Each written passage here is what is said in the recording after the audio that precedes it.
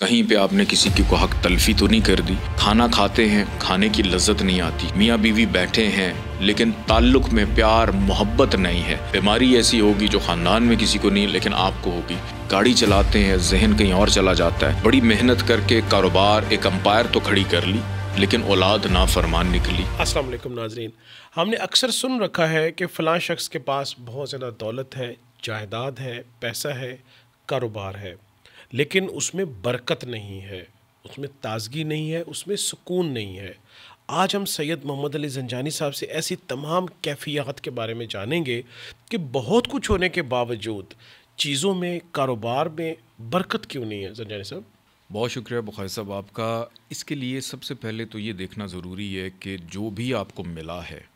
کیا وہ آپ کا اپنا ہے؟ کہیں پہ آپ نے کسی کی کو حق تلفی تو نہیں کر دی؟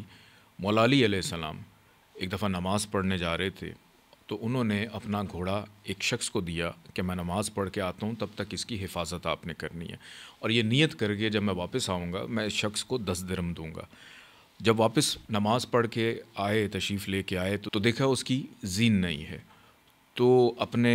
جو ان کے ساتھ کام کرتے تھے کمبر، ان کو حکم دیا کہ کمبر بازار سے جاؤ اور جا کے اس کی جو زین ہے وہ خرید کے لاؤ۔ اچھا، کچھ دیر کے بعد جب کمبر واپس لوٹتے ہیں تو وہی سیم جو مولا علی کی اپنی تھی وہی لے کے آتے ہیں، تو پوچھتے ہیں یہ کہاں سے ملی؟ انہوں نے کہا بازار میں یہ 10 درہم کی فروخت کر رہا تھا ایک شخص۔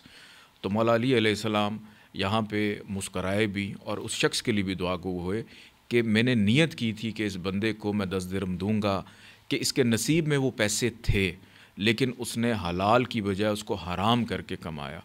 تو ہمیں اپنے ذہن کی سوچ کی جو عکاسی ہے یا اپنے نفس کو اس طرف دیکھنا یا غور کرنے کی ضرورت ہے کہ کہیں کسی کی کو حق تلفی تو نہیں ہم کر بیٹھے، جس کی وجہ سے سب کچھ ہے لیکن ہمیں سکون نہیں ہے۔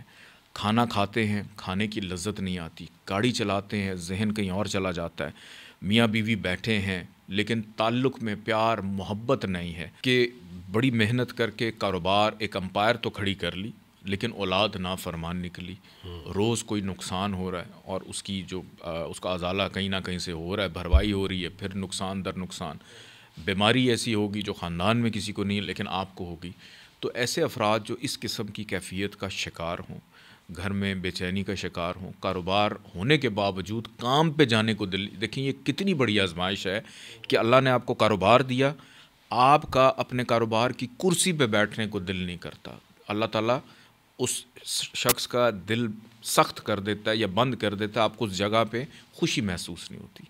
تو ایسے افراد جن کو کئی دفعہ ایسی کوئی رکت طاری ہو جائے بے چینی والی، یا کئی دفعہ دوسروں کے لیے نرمی پیدا کرنا چاہ رہے ہیں اور نہیں ہو پا رہی، یا کوئی جانے انجانے میں کوئی حق تلفی کسی کی کر بیٹھے ہیں، تو ایسے افراد کو چاہیے کہ فجر کی نماز کے بعد اللہ تعالیٰ کے 2 نام ہیں، یا باسطو یا رزاقو، یا باسطو یا رزاقو، آپ اس کو